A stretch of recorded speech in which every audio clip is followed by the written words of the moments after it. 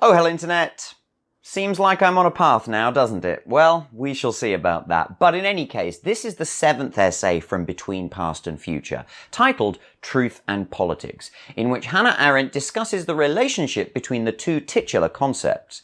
Clearly, this is going to be a controversial topic, but it was also a personal one for Arendt because this essay was written in the aftermath of her own controversy surrounding the trial of Adolf Eichmann in Jerusalem. Arendt reported on the trial for The New Yorker, and it was during this reporting that she coined the term the banality of evil, which is a term that refers to the fact that evil actions can be done by people out of motivations that have nothing to do with any kind of evil inherent in their character. Arendt found herself in a storm of blowback over the term, and several other points of opinion which were expressed in a characteristically forthright manner. She was accused of minimizing the atrocities of the Third Reich, being a self-hating Jew, and a host of other things. And she says in a footnote to this essay, "The first purpose of the essay concerns the question of whether it is always legitimate to tell the truth. Do I believe without qualification in fiat veritas et pereat mundus, the primacy of truth at the peril of the world? The second arose through the amazing amount of lies used in the controversy, lies about what I have written, about the facts I had reported. The following reflections try to come to grips with both issues." The essay is in 5 parts, which again have not been named by Arendt but by myself. Part 1 I have called The Nature of Truth. Part 2 talks of the conflict between truth and opinion. Part 3 is about the impotence of the truth-teller. Part 4, The Modern Art of Self-Deception, and Part 5 is titled From Truth into Legend. Just 2 very quick things. First, repeating my disclaimer that Arendt always used the male gender pronoun in her philosophical writing. I have quoted her verbatim, and I may have slipped into it in my own commentary sometimes. It makes no assumption of actual persons. Secondly, I have quite heavily paraphrased Arendt at times, taking clauses from across a page. This was to limit the length of this piece, and I have shown it in the use of ellipses, but be aware of that, read the essay for yourself, and let me know if you think I've gone wrong somewhere. But let's get into it, shall we?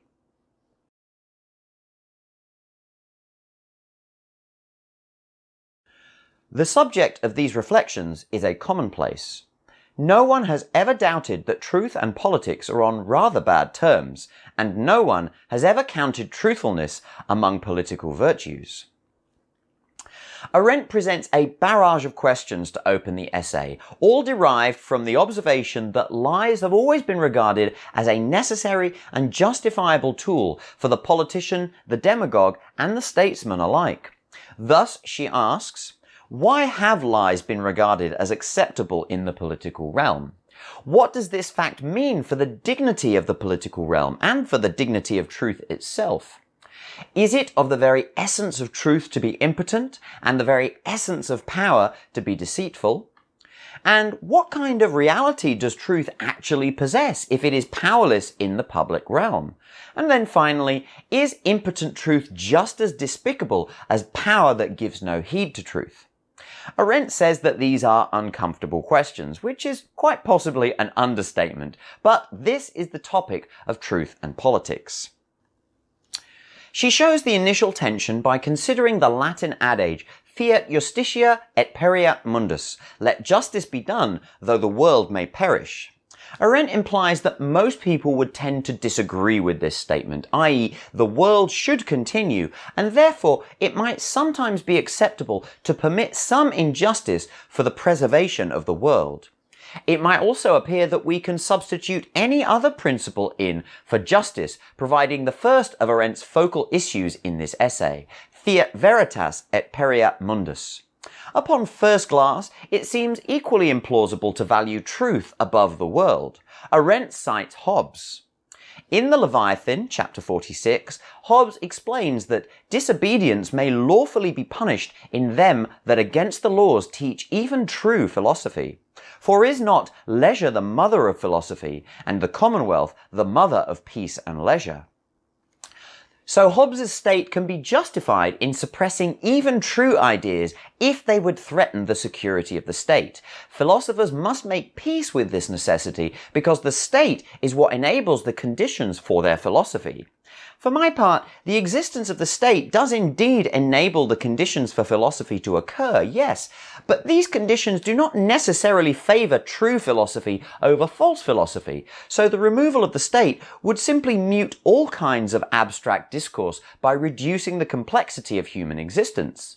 This would be lamentable, of course, but it does not place any special responsibility on the philosopher of truth. Arendt, too, ultimately seems to disagree with Hobbes, claiming that it never occurred to Hobbes that all search for truth would be self-defeating if its conditions could be guaranteed only by deliberate falsehoods.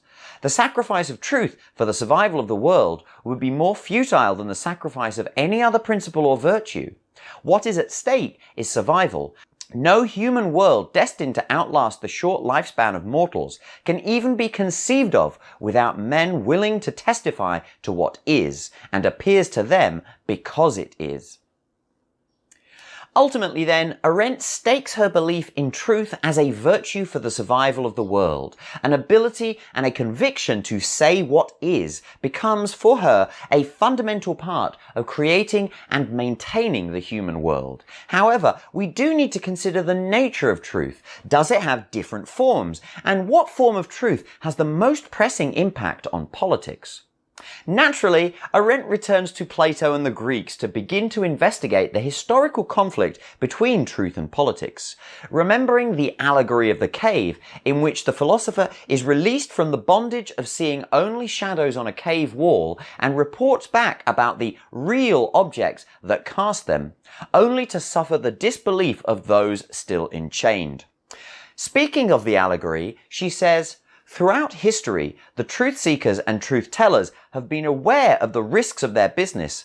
As long as they did not interfere with the course of the world, they were merely covered with ridicule. But he who forced his fellow citizens to take him seriously by trying to set them free from falsehood and illusion was in danger of his life." Plato offers no explanation of their perverse love of deception and falsehood. Despite her measured tone, Arendt is perhaps a little blasé here. The citizenry have no perverse love of deception and falsehood, just a natural inclination to not subject their worldview to serious challenge. And this is how evolution determined that human tribes could safely continue over time. No tribe of hunter-gatherers would be best served by following every madman's suggestion to try something new and radical en masse. But perhaps the same is no longer true for civilizations, or at least sections of civilizations. For Arendt, though, it is Hobbes who challenges Plato's conclusion.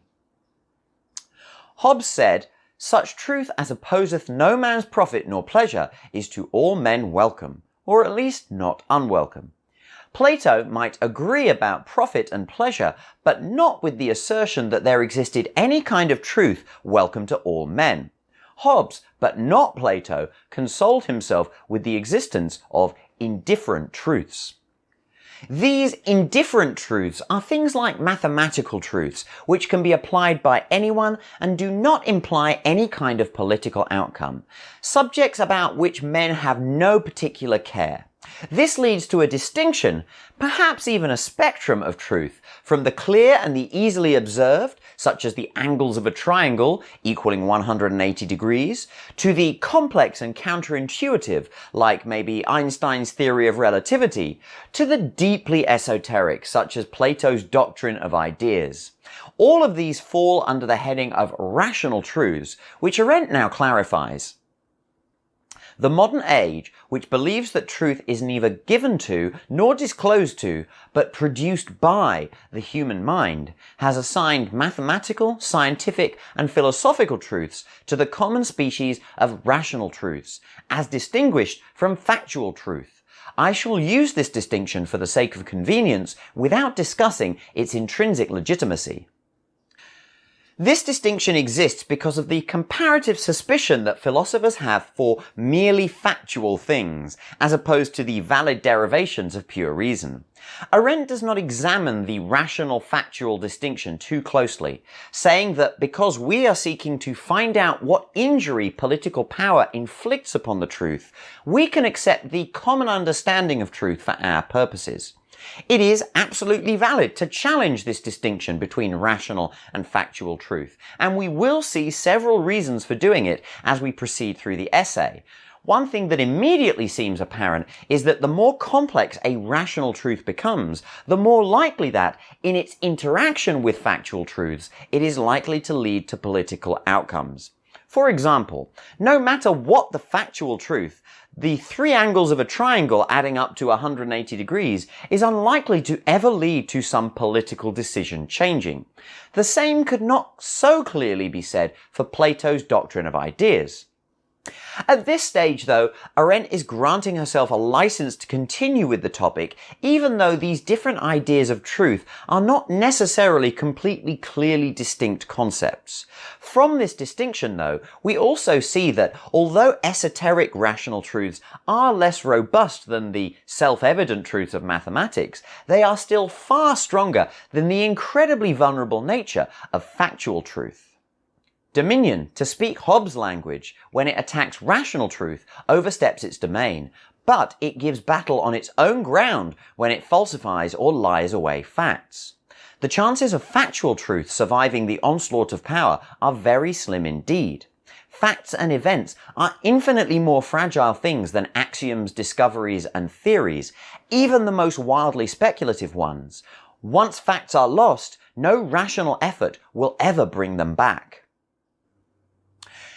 We may quibble over whether Arendt correctly uses the word infinitely in this context, but regardless, her claim is that factual truth is orders of magnitude more fragile to the influence of power than even the most esoteric rational truth, because although things that in fact happened truly did happen, it is only in the public space that they can persist, as we discussed in the last video on the crisis of culture. They survive by the effort of people and being bestowed with some higher durability, which we call beauty, or they could be lost forever. On the other hand, any rational truth, however esoteric, could in theory be reconstructed out of nothing by some future agent.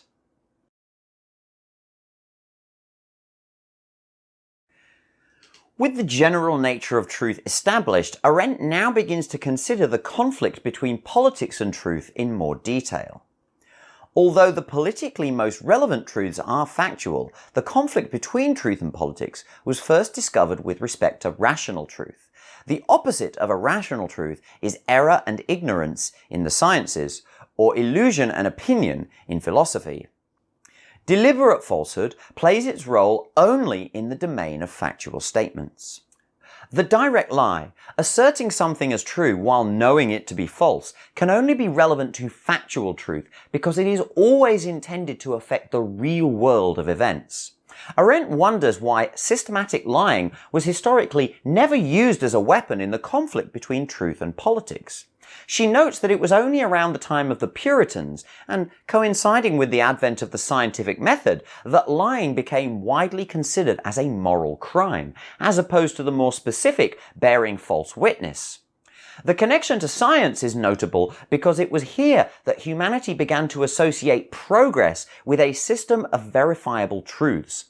In addition to this, I wonder if the beginning of organized lying as a political weapon required a certain scale of society, a certain massness, for reasons which we will discuss in a moment.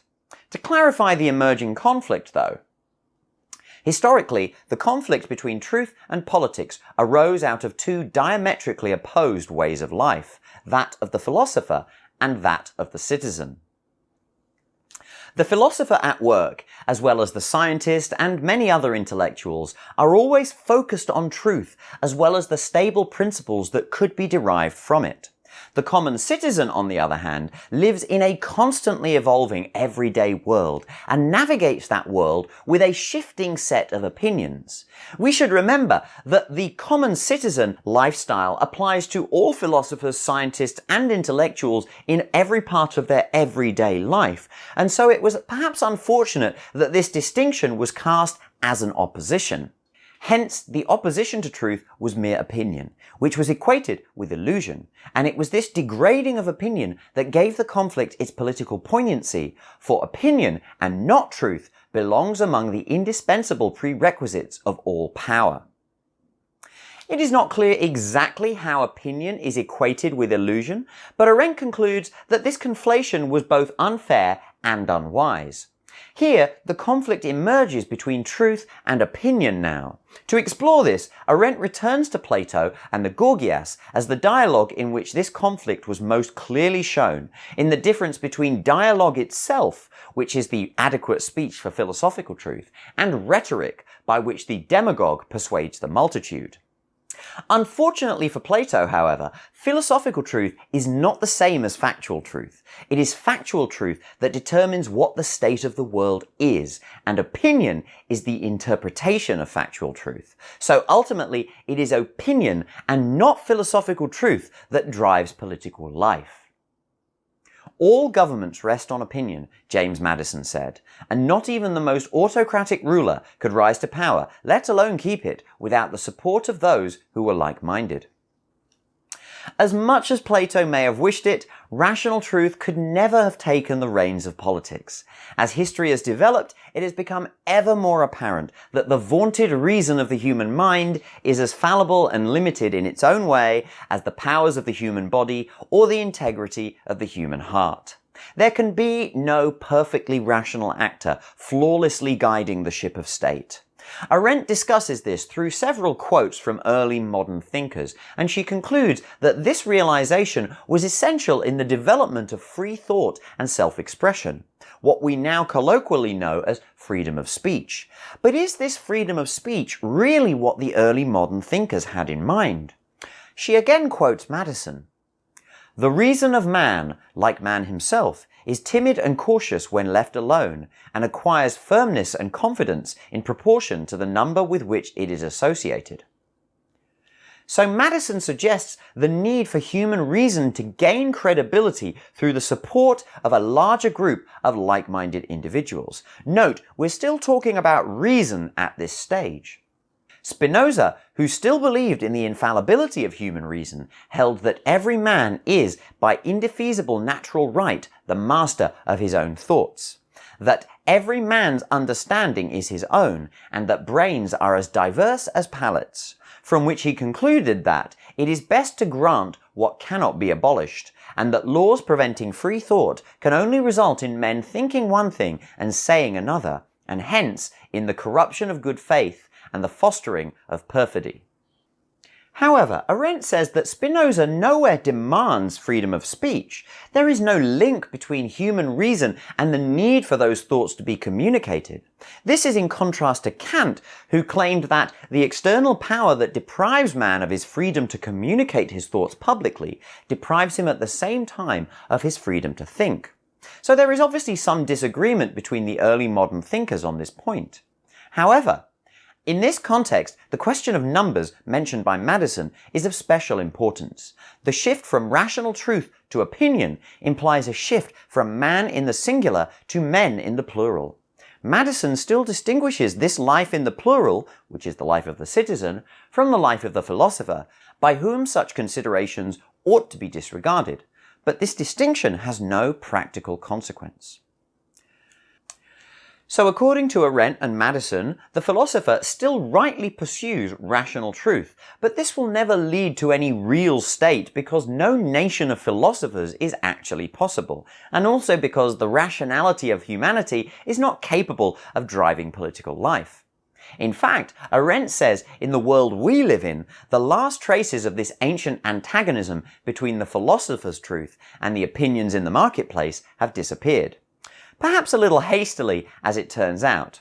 She claims that the truths of religion and philosophy are now of no relevance to politics because In respect of the former, the separation of church and state has given us peace, and as to the latter, it ceased long ago to claim dominion. Now, if one looks at the nature of political discourse today, especially in Arendt's adoptive homeland, that bold claim seems quite absurd. Both religion and philosophical ideologies have a clear hold on the political realm. So, this may be a case of backsliding in the time since Arendt was writing. It could also be a little more nuanced than this, however, because Arendt does continue to say that these two forms of truth have ceased to claim dominion unless one takes them seriously as philosophies, which is difficult indeed since their adherents openly proclaim them to be merely political weapons and consider the whole question of truth and truthfulness irrelevant. This suggests that the use of religion and ideology for any kind of political purpose in the modern world is at best utilitarian and at worst cynical and opportunistic, without necessary true belief behind it in either case. Regardless of whether rational truth remains in conflict with opinion, and thus politics, factual truth certainly is in conflict with opinion, and in a very similar way. In our time, there are open factual truths that are inconvenient to some groups' ability to conceive of their own power and thus their own identity. And to be clear, those two things are certainly entwined, as Madison's talk of numbers shows us. These facts become treated with an even greater hostility than almost anything else. By way of an example, Arendt claims that in Nazi Germany or Stalinist Russia, it was more dangerous to speak of the well-known existence of the concentration camps, a factual truth, than it was to question the ideology of the system itself, a rational truth. And this has led to a position which is as remarkable as it is lamentable, in which historical facts can become treated as if they were just mere opinion. What is at stake here is the common and factual reality itself, and this is indeed a political problem of the first order.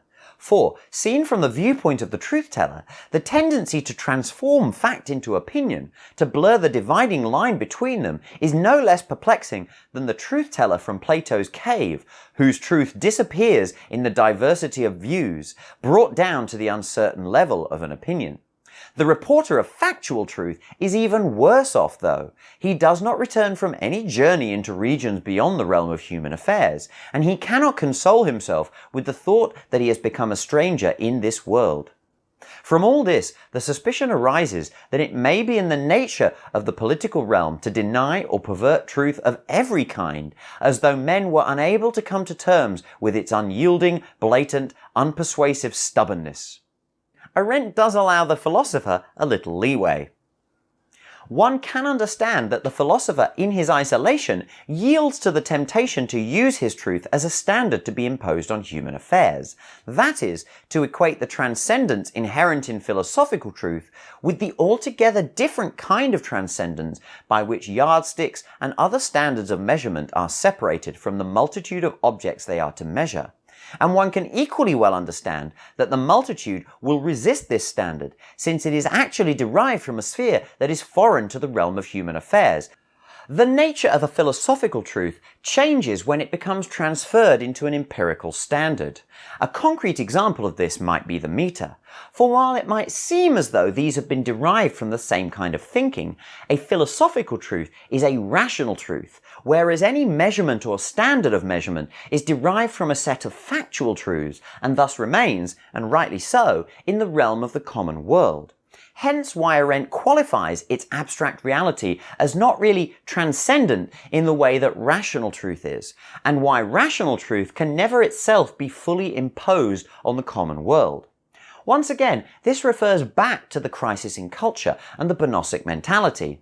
If a philosopher thinks that their rational truth can be used as a human standard, then they fall prey to applying the category of means and ends outside its correct domain. And so there is a real misunderstanding between the philosopher and the world. Philosophical truth, when it enters into the marketplace, changes its nature and becomes opinion. A true metamorphosis has taken place. On the other hand, the factual truth-teller may wish for this layer of removal and abstraction, but it is just not there. Factual truth, on the contrary, is always related to other people. It concerns events and circumstances in which many are involved. It is established by witnesses and depends on testimony. It exists only to the extent that it is spoken about. It is political by nature. Facts and opinions, though they must be kept apart, are not antagonistic to each other. They belong to the same realm. Opinions can differ widely and still be legitimate as long as they respect factual truth. Factual truth informs political thought, just as rational truth informs philosophical speculation. Arendt, however, must deal with the fact that all historical record is taken from some perspective, in other words, according to some set of opinions. She does gloss over this somewhat. She accepts that it is obviously a concern, however she insists that whatever the complexities of this, the reality of factual truth is nonetheless a certainty. She quotes Clemenceau, asked about the controversy about who started World War I. He replied, "This I cannot say, but what I can say is that no one will claim that Belgium invaded Germany." Arendt chooses not to chase down the precise extent to which opinion distorts recorded history. Her final conclusion here, though, is that factual truth remains extremely vulnerable. It is easy to see that a total monopoly on power could certainly succeed in expunging factual truths that are considered inconvenient to its own supremacy. Which brings us back to our suspicion that it may be in the nature of the political realm to be at war with truth in all its forms, and hence to the question of why a commitment even to factual truth is felt to be an anti-political attitude.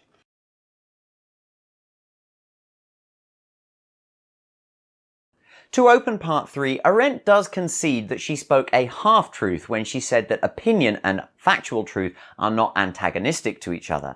Actually, truth is always opposed to opinion in the mode of its transmission. Truth must always be, in some sense, coercive. One who accepts a truth cannot really be persuaded otherwise, because that would reveal that it was actually never a truth at all. What Mercier de la Rivière once remarked about mathematical truth applies to all kinds of truth. Euclid is a true despot, and the true geometric laws which he transmitted to us are truly despotic laws. This despotism of truth is uncomfortable to the wielders of political power. It is despised by tyrants who abhor competition, and only barely tolerated by more democratic governments who hate coercion. But if truth is to be important, then we must answer whether political power can or should be checked by something which exists outside of the political realm.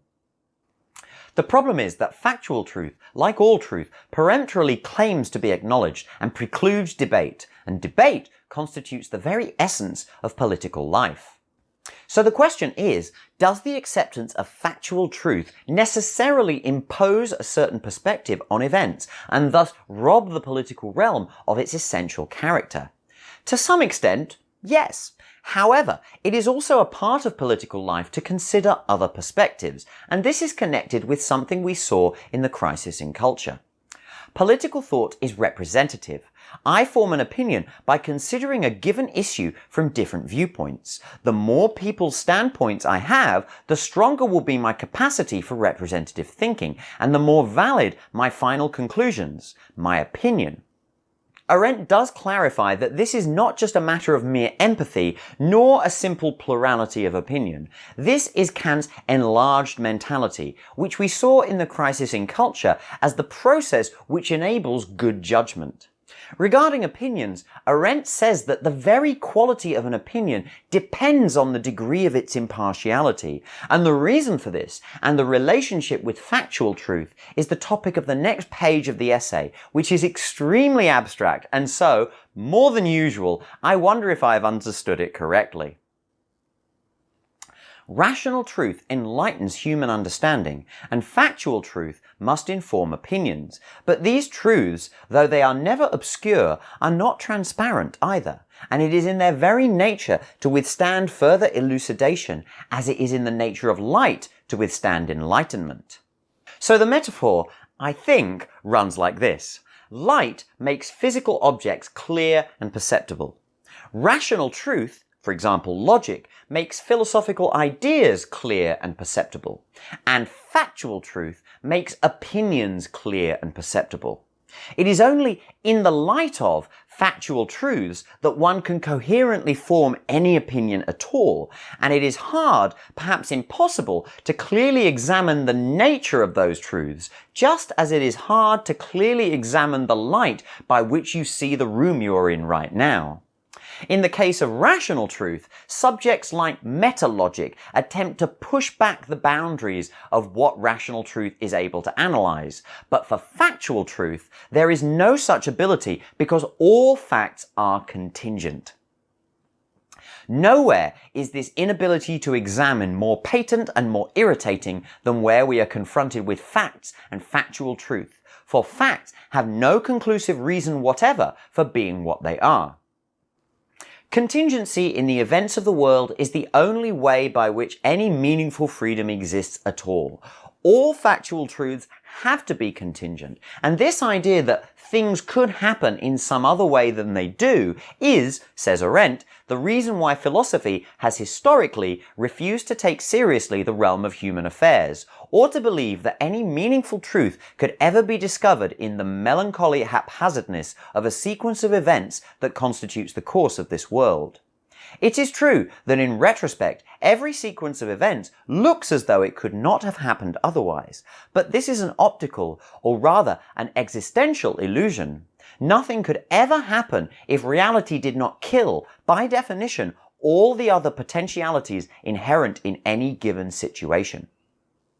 It is a debatable and quite possibly unprovable point as to whether there truly is any other way that reality can play out. However, it is clear that in our personal experience of reality, there is something we perceive as agency. Therefore, anecdotally at least, contingency demonstrates that things could have been otherwise. And therefore, says Arendt, factual truth is no more self-evident than opinion.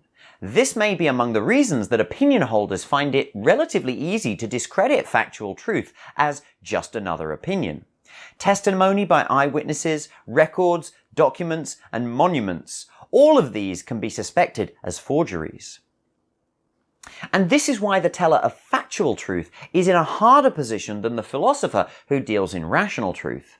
Arendt takes the example of the Socratic proposition of ethics. It is better to suffer wrong than to do wrong. Arendt cites this as not only an example of a philosophical truth with political implications, but literally the foundation of Western ethical thought, which we will not examine. Despite this lofty claim, though, Arendt tells us that we repeatedly see in Plato how paradoxical this principle sounded, how easily it stood refuted in the marketplace of opinion, and how incapable Socrates was of proving and demonstrating it to the satisfaction of his adversaries and friends alike. The reason Arendt gives for this is that philosophical truth can only ever reference the reflections of man in his singularity. For the individual in abstract reflection, the Socratic principle is a means to protect one's own psychology from the schisms of self-contradiction. However, to man insofar as he is a citizen, an acting being concerned with the world and the public welfare, the Socratic statement is not true at all. Perhaps the clearest example Arendt gives is in paraphrasing Machiavelli. When we choose to suffer wrong rather than do wrong, then we necessarily permit the wicked to do as much evil as they please. The subtext here is that if we genuinely wish to create a better world overall, then we should calculate a lesser amount of wrong which we are permitted to do in order to bring about a less evil result. So the philosopher, in isolation, has the luxury of focusing on their personal integrity. The person who acts in the real world, not so much. In spite of all that we have said above, the coercive nature of philosophical truth is still attractive to the statesman. The American Declaration of Independence holds certain truths to be self-evident because the authors wanted to put the fundamental equality of men on the same level as a mathematical axiom. Noble in itself, however, Arendt says that this attempt was doomed at the outset because By saying we hold these truths to be self-evident, he conceded, albeit without becoming aware of it, that the statement all men are created equal is not self-evident, but stands in need of agreement and consent. That equality, if it is to be politically relevant, is a matter of opinion and not the truth. And although Jefferson or others may have tried to support this claim, claiming the equality of men before God or death or biology, all of these equalizing factors lie beyond the realm of human discourse and are therefore also non-political. And so, equality depends on some greater level of truth that precedes them. Thus, that all men are created equal is not self-evident, nor can it be proved. There is, though, one case in which the philosopher is able to empower their claims. Returning to the Socratic principle, Arendt says, though one may doubt that the Socratic principle ever had a direct political consequence, its impact upon practical conduct as an ethical precept is undeniable. What she means by this, I assume, is that it has formed the basis for much further consideration, and thus it has permeated the popular Western ethical mindset, making the nature of an ethical person one who acts with an unimpeachable integrity regarding their own moral principles. One example of this is Jesus of Nazareth, who is a fairly important figure in Western ethical tradition. Arendt asks whether what she's saying here contradicts the impotence of philosophical truth that she was just outlining, and the answer is not really, because the Socratic principle is an unusual case. Due to a rather unusual kind of persuasion, Socrates decided to stake his life on this truth, to set an example, not when he appeared before the Athenian tribunal, but when he refused to escape the death sentence. To recap the story, when he was in prison awaiting execution, Socrates absolutely had the option of being smuggled out of Athens by his supporters and going into voluntary exile, but he chose to stay and face his fate. This is explored in the Crito, but it ultimately rests on the idea that to escape a legal trial and its results, however spurious, in his home city would, for Socrates, have been a breach of his ethical integrity. This teaching by example is, indeed, the only form of persuasion that philosophical truth is capable of. However, today, when hardly any philosophical statement, no matter how daring, will be taken seriously enough to endanger the philosopher's life, even this rare chance of having a philosophical truth politically validated has disappeared. And to conclude part 3, Arendt once again points out that the situation is even worse for the ardent advocate of factual truth. Not only do factual statements contain no principles on which men might act and which thus could become manifest in the world, their very content defies this kind of verification. A teller of factual truth, in the unlikely event that he wished to stake his life on a particular fact, would achieve a kind of miscarriage. What would become manifest in his act would be his courage or perhaps his stubbornness, but neither the truth of what he had to say nor even his own truthfulness. For why shouldn't a liar stick to his lies with great courage, especially in politics, where he might be motivated by patriotism or some other kind of legitimate group partiality? Thus we see that to stand firm for the sake of a factual truth can never enhance the validity of that truth.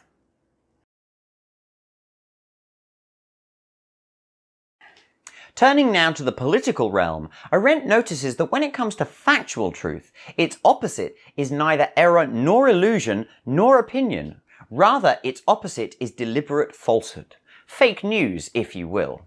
Once again, clarity seems to be lacking around illusion because, for myself, a deliberate falsehood does seem to be a kind of illusion, a facsimile of reality spun out of artifice and impressed upon an audience. As we discussed earlier, the precise model of truth that Arendt is using does contain some ambiguity. However, she now drops something of a bombshell on the nature of these falsehoods. A factual statement, like Germany invaded Belgium in 1914, acquires political implications only by being put in an interpretive context. But the opposite proposition needs no context to be of political significance. It is clearly an attempt to change the record, and as such, is a form of action. Arendt is unambiguously claiming that the assertion of deliberate falsehoods is always a form of action, and as such, political. The liar, lacking the power to make his falsehood stick, does not insist on the gospel truth of his statement, but pretends that it is his opinion, to which he claims his constitutional right. This is frequently done by subversive groups, and in a politically immature public, the resulting confusion can be considerable. The blurring of the dividing line between factual truth and opinion belongs among the many forms that lying can assume, all of which are forms of action. There is no way to demonstrate the factual truth of a bold-faced lie, because it is not factually true. That said, it is eminently possible to present circumstantial evidence for a lie, and the liar is able to use this to give legitimacy to their opinion. And opinions are like assholes. Everyone has one and has a right to theirs. This presentation of one's opinion, no matter whether the opinion is based on truth or not, is an action in the public space, and therefore political. Arendt seems to be ceding the whole of the political realm to the cold-blooded liar, and it gets worse. While the liar is a man of action, the truth-teller, whether he tells a rational or factual truth, most emphatically is not. If the teller of factual truth wants to play a political role, he identifies with some partial interest and power formation, and thus compromises on the only quality that could have made his truth appear plausible, namely his personal truthfulness, guaranteed by impartiality, integrity, and independence. So there is no way that the truth-teller is able to leverage their rightness to any advantage in the political space, because opinion of any kind is partial by definition, and the truth-teller's love for truth naturally makes them awkward in the art of persuasion through opinion. But the liar is, by the nature of their activity, entirely comfortable with the expression of their will to change the world. That's what liars do. In other words, our ability to lie, but not necessarily our ability to tell the truth, belongs among the few obvious demonstrable data that confirms human freedom. This does allow Arendt to directly address one of the aspects of the common understanding with which she opened the essay. Truthfulness has never been counted among political virtues because it has little to contribute to that change of the world which is among the most legitimate political activities. Arendt then suggests that truth can be a political action, but only in response to organized lying. When everybody lies about everything of importance, the truth-teller has begun to act. He has made a start towards changing the world. In this situation, however, he will soon find himself at an annoying disadvantage, because the liar is free to fashion his facts to fit the profit and pleasure, or even the mere expectations of his audience. And so, the chances are that he will be more persuasive than the truth-teller. Arendt now wants to identify what is unique, as she sees it, about the modern phenomenon of mass manipulation, and it is equally horrifying. She begins by defining the traditional nature of the political lie in the pre-modern age, saying that it was typically only a tool of statesmen against external enemies, and it used to concern either true secrets or intentions, that is to say, with things that are not widely known. In contrast, the modern political lies deal efficiently with things that are not secrets at all, but are known to practically everybody. And this is equally true in image making of all sorts, for an image, unlike an old-fashioned portrait, is supposed not to flatter reality, but to offer a full-fledged substitute for it. And this substitute, because of modern techniques and the mass media, is much more in the public eye than the original ever was. The term image making is introduced here without preamble. Arendt is not explicit, but the way she talks about it suggests to me that she's referring to political cultural artifacts, things that are intended to create the basis of an adherence to a political tradition, an icon or an idol. In a word, propaganda. A modern lie has the explicit goal of replacing some factual truth in the mind of not just some targeted enemy, but of every single person who is aware of it. And if there is any way in which the original fact can still express itself, then the mechanism of the political lie has an interest in expunging that possibility. All these lies harbor an element of violence. Organized lying always tends to destroy whatever it has decided to negate. In other words, the difference between the traditional lie and the modern lie will more often than not amount to the difference between hiding and destroying. The traditional political lie therefore had two mitigating factors which make it more acceptable as a tool of statecraft. First, the traditional lie targeted only particular things, therefore it created a hole in the fabric of factuality. The lie affected only that part of the fabric which it tore, and it was therefore possible to spot the lie in the inconsistencies that emerged where it connected to the rest of factual reality. Secondly, traditional lies were the business of statesmen and diplomats, who among themselves still knew and could preserve the truth. Thus, the factual truth was not being expunged from the world, and the liars were not therefore likely to fall victim to their own falsehoods. They could deceive others without being deceived themselves. Both of these mitigating circumstances of the old art of lying are noticeably absent from the manipulation of facts that confronts us today. The modern lie is the political equivalent of total war. It is focused entirely on utterly replacing the factual truths it seeks to negate, and it tries to create an entirely new reality, not merely repairing, but replacing the fabric of factuality which was there previously.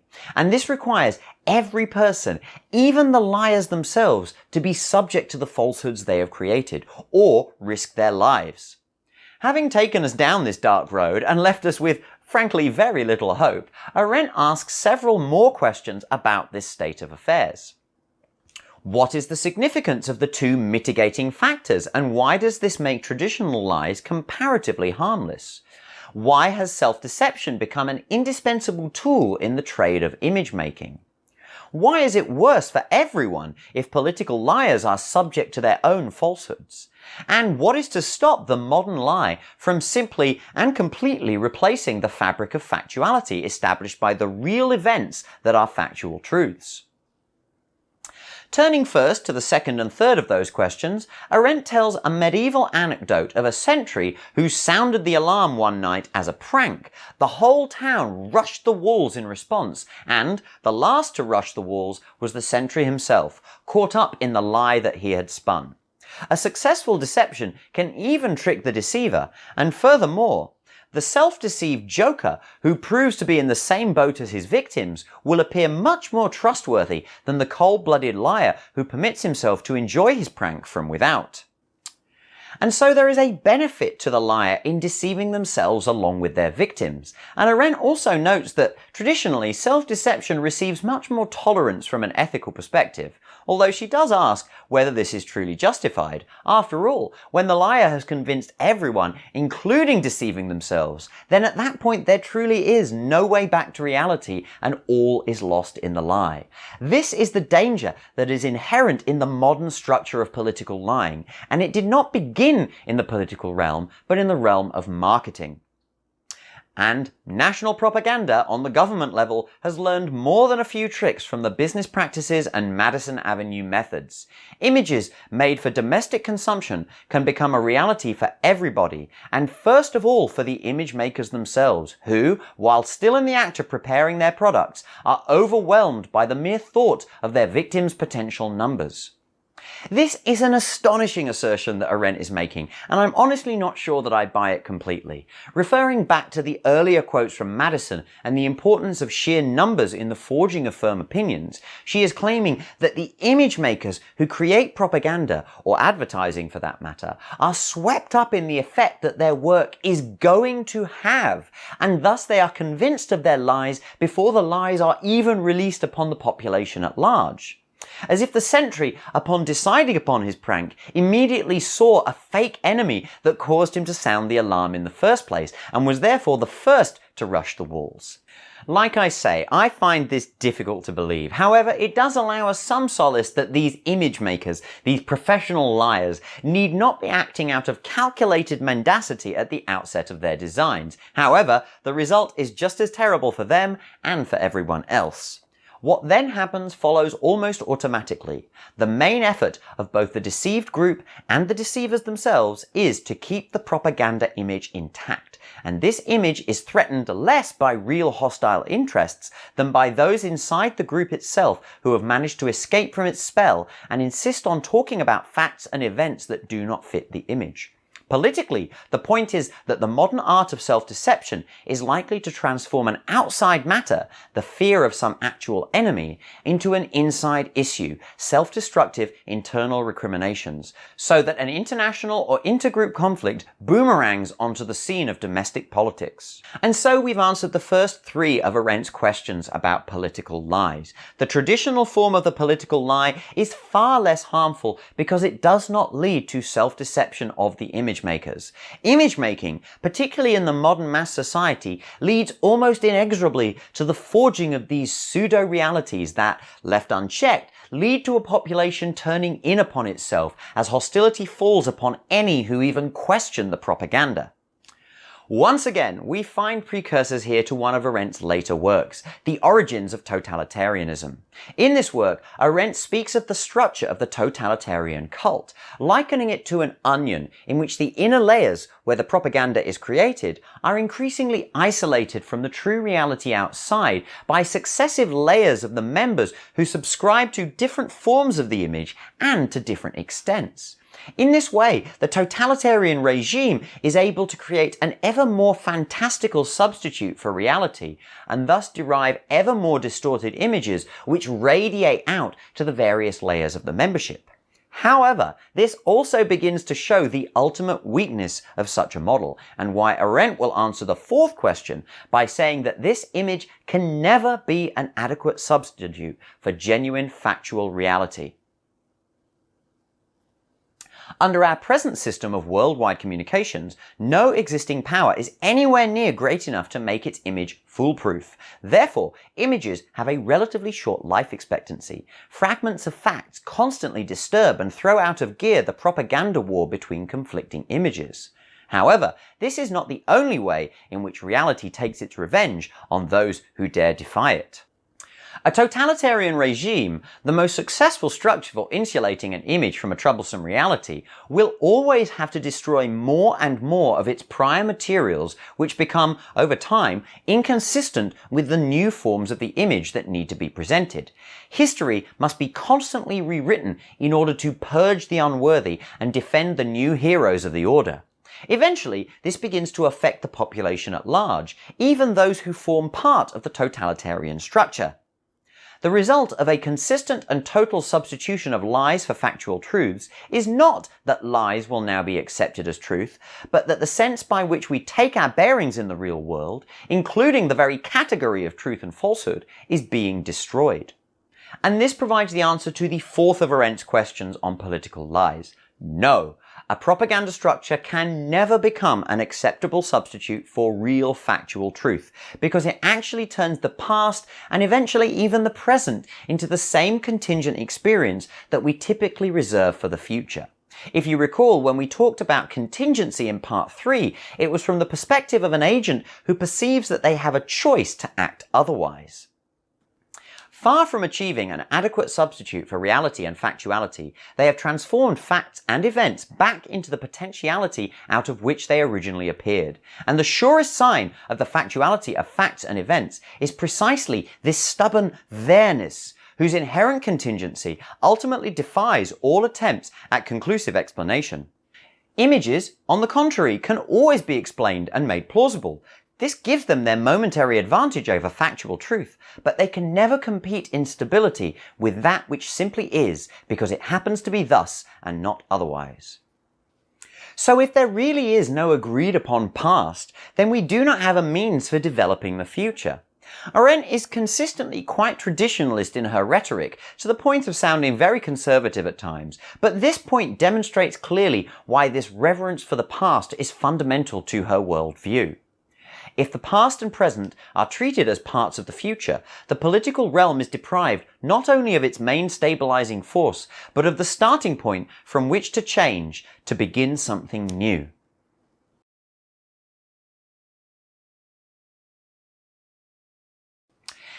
In part 4, Arendt ultimately denies the legitimacy of political lies and the images they create. She had us going there for a while, and the picture she paints is still far from a rosy one, but she now prepares to give an answer to the question she posed at the outset of the essay.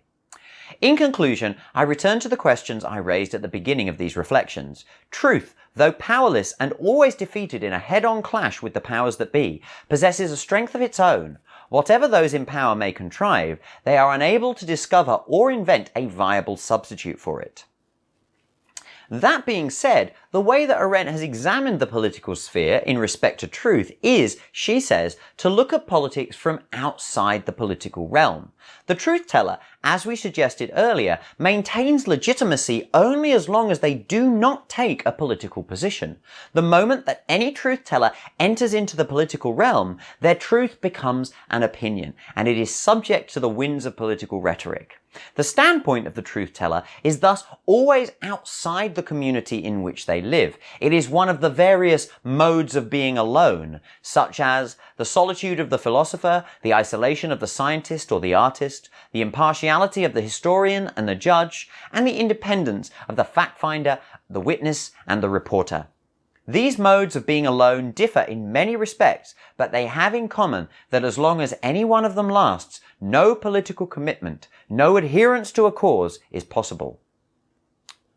So, once again, Arendt highlights that truth-telling must necessarily be outside the remit of politics. However, this cannot possibly tell the whole story. It leaves out of account certain public institutions, established and supported by the powers that be, in which, contrary to all political rules, truth and truthfulness have always constituted the highest criterion of speech and endeavour.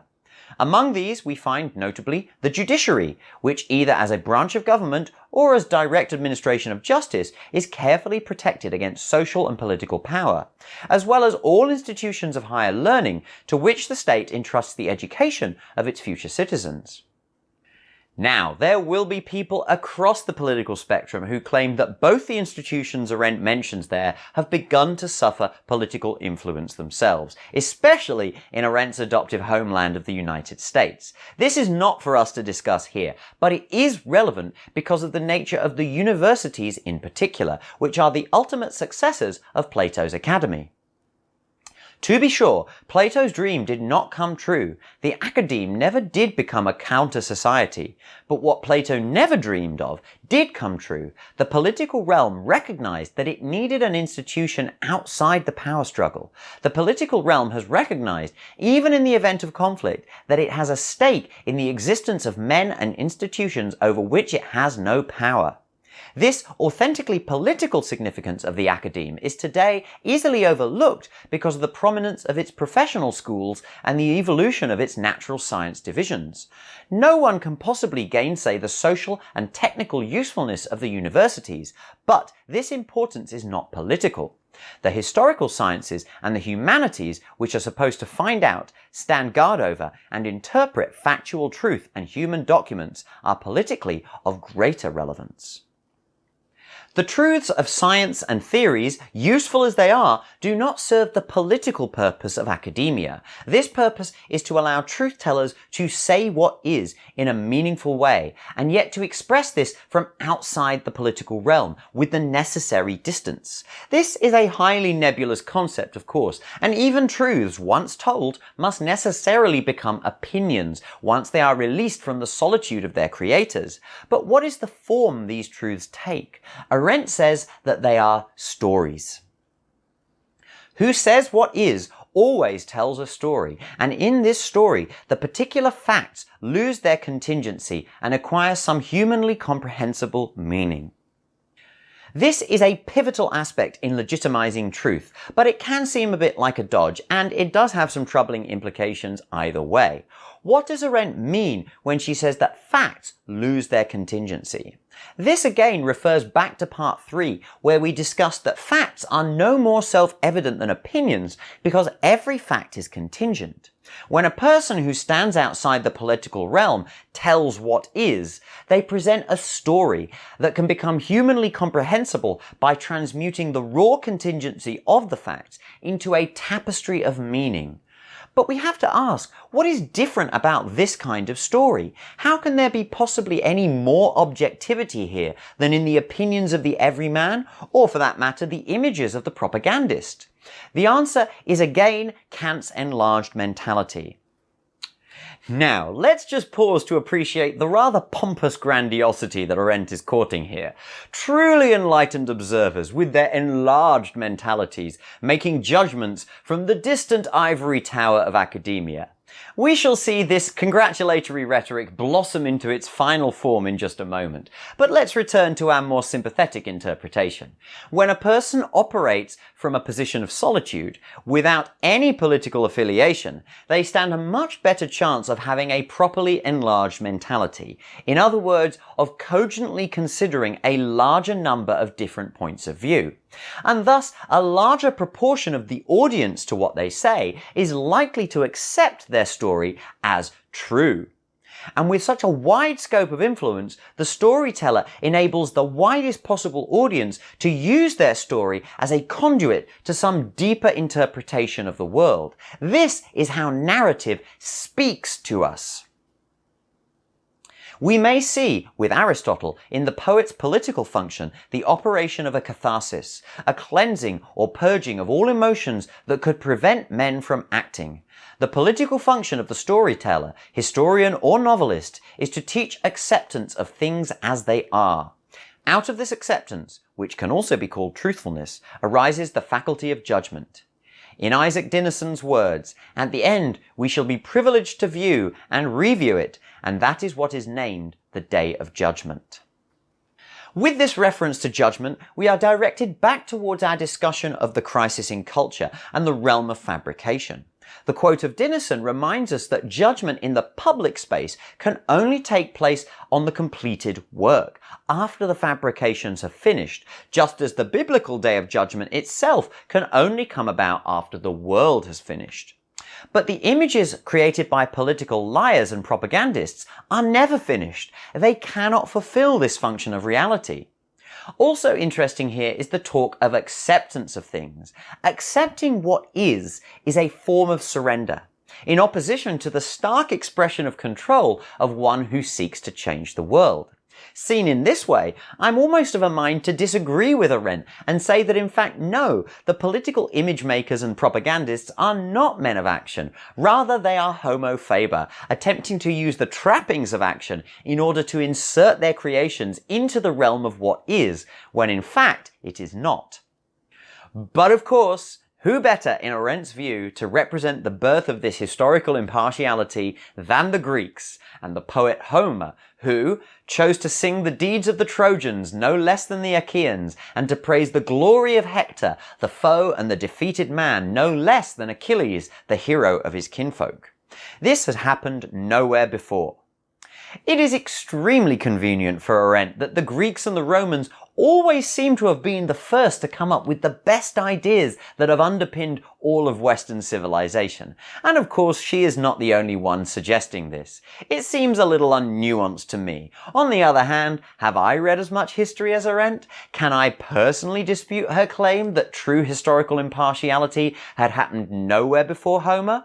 I cannot, but I bet someone can.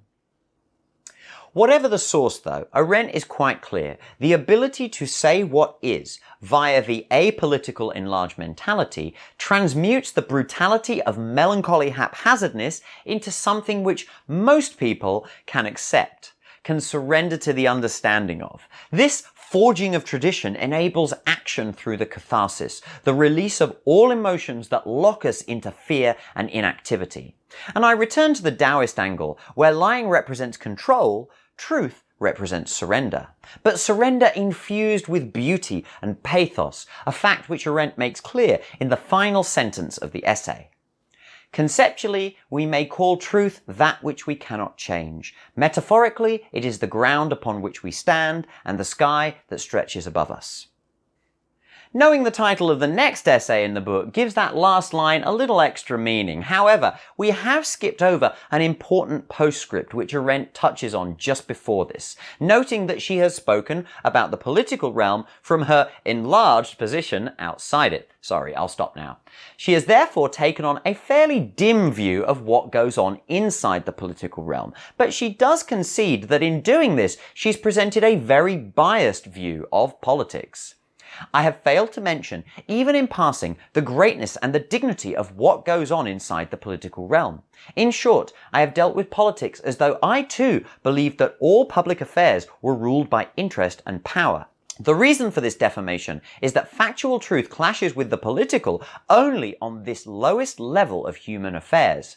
From this perspective, we remain unaware of the actual content of political life, the joy and the gratification that arise out of being in the company of our peers, out of acting together and appearing in public, out of inserting ourselves into the world by word and deed, thus acquiring and sustaining our personal identity and beginning something entirely new. Here, Arendt is describing the political realm in far more positive tones, casting it as the realm of personal action and the expression of one's authentic self, including our own identity. What does she mean, though, that interest and power are the lowest level of human affairs? I'm not completely clear on this, but it suggests to me the lower realm of the vita activa, the realm of labour and homo laborans, where the basic effort to sustain life takes place. In this realm, where we all spend much of our time, it is impossible to be free of partiality and the need to secure resources for our own survival. Thus, power and expedient alliances become the stock in trade. If I can make one more reference back to the crisis in culture, we may recall that this partiality is inevitably carried up into the realm of work and employed as a technique for the disenfranchised to enable their own political action. Is this, when all is said and done, the difference between the wiles of the political image maker, homo faber, and the nobility of the true political actor?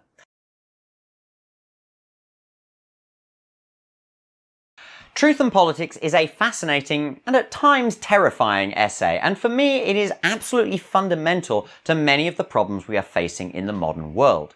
I would like to see people, all people, accept that they need to become more aware of how this functions in the real world, and dare I say we should enlarge our mentalities? But can that ever happen? The allegory of the cave has remained a potent metaphor for a reason, and while I do not believe that the people in the cave are morally culpable for their refusal to accept truth, it is equally true that to refuse to acknowledge evidence of a wider reality is an unfortunate and potentially harmful quirk of mass humanity. What have we learned? Are we any closer to a functional model of truth and politics? I think so, but to keep this wrap-up brief, I will simply give a short answer to the 5 questions which Arendt posed at the very beginning of the essay. So why have lies been regarded as an acceptable tool in the political realm? That is because the political realm is necessarily driven by opinion, and opinions, at least in the modern age of free speech, are always legitimate as long as they can be justified, and that's where factual truth comes in. What does it mean for the dignity of the political realm and the dignity of truth itself that such lies are permissible? Well, the word dignity is not clearly defined here, but the dignity of the political realm would certainly be connected to this behaviour of potentially deliberately suppressing, or worse, trying to replace known factual truths in the public space in order to achieve a goal without political integrity. Insofar as that is the case, I would say it doesn't speak very well for the integrity of the political realm, but that's just me. Is it of the very essence of truth to be impotent and the very essence of power to be deceitful? Yes, but Arendt makes her best appraisal of the case and concludes that factual truth, in spite of its factuality, is at a great disadvantage to concerted and manufactured lies. And furthermore, in the modern age, it is likely that the liars will psychologically come to believe those lies, and this can lead to the formation of totalitarian cults. But there is a silver lining here. What kind of reality does truth possess if it is powerless in the public realm? Truth does still possess the quality of being true. This may seem to be irrelevant and almost circular in the light of what we said above, and it is quite possible for truth to be genuinely overwhelmed by mendacious power. However, the nature of political lies makes it impossible for them to ever form an adequate replacement for factual truths. Finally, is impotent truth just as despicable as power that gives no heed to truth? No. Impotent truth is certainly tragic and arguably pathetic, but it always comes from a proper application of Kant's enlarged mentality, which is a jargony way of saying that factual truth and the stories that represent them take a proper, impartial perspective on the real state of the real world.